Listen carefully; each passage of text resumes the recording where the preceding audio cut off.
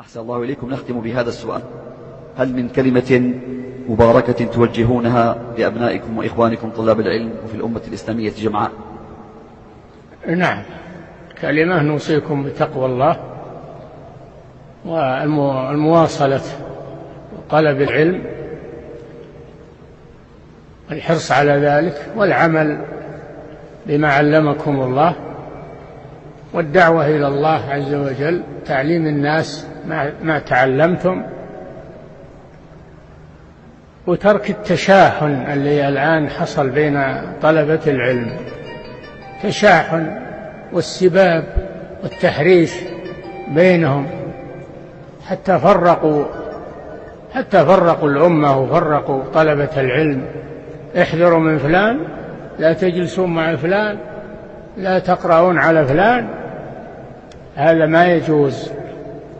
إذا كان فلان عنده خطأ فناصحه بينك وبينه، أما أنك تنشر هذا بين الناس وتحذر منه وهو عالم أو طالب علم أو رجل صالح لكن أخطأ، ألا يوجب هذا نشر. إن الذين يحبون أن تشيع الفاحشة في الذين آمنوا لهم عذاب أليم في الدنيا والآخرة، الله يعلم وأنتم لا تعلمون. الواجب التناصح بين المسلمين، الواجب المودة بين المسلمين، ولا سيما طلبة العلم، لا سيما مع العلماء، احترام العلماء وعدم التوصية ببعضهم والتحذير من بعضهم. هذا سبب أسرارا كثيرة، سبب تشاحنا وتباغضا وسبب فتنة. تجنبوا هذه الأمور، جزاكم الله خيرا، وكونوا كما أراد الله سبحانه. وإن هذه أمتكم أمة واحدة، ولا تكونوا كالذين تفرقوا واختلفوا من بعد ما جاءهم البينات وأولئك لهم عذاب عظيم.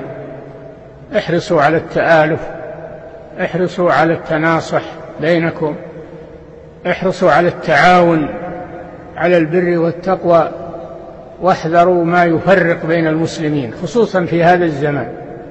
المسلمون الآن بحاجة إلى الاجتماع، بحاجة إلى قطع النزاع بينهم، بحاجة إلى التعاون على البر والتقوى. لا تصيرون عونا للعدو على تشتيت المسلمين وتفريق المسلمين. إذا حصلت الفرقة بين العلماء وطلبة العلم، من يبقى للأمة؟ العوام ما عليهم الشرع على طلبة العلم اللي يصلحون بين الناس، اللي يعلمون الناس. اتركوا هذه الأمور، هذه التشاحنات وهذه المهاترات وهذه الخصلة الذميمة. ولا يغتب بعضكم بعضا، أيحب أحدكم أن يأكل لحم أخيه ميتا، ولا تطع كل حلاف مهين هماز مشاء بنميم مناع للخير معتد أثيم. لا تطيعوا هؤلاء، تكونوا عونا للشيطان على تفريق الأمة وعلى إضعاف الأمة. من أدركتم عليه خللا فناصحوه إذا ثبت هذا. لا تصدق الشائعات. يا أيها الذين آمنوا إن جاءكم فاسق بنبأ فتبينوا أن تصيبوا قوما بجهالة تصبحوا على ما فعلتم نادمين. يا أيها الذين آمنوا إذا ضربتم في سبيل الله فتبينوا ولا تقولوا لمن ألقى إليكم السلام لست مؤمنا. الله جل وعلا حث على اجتماع المسلمين وعلى وحدة كلمة المسلمين وعلى التعاون وعلى التناصح.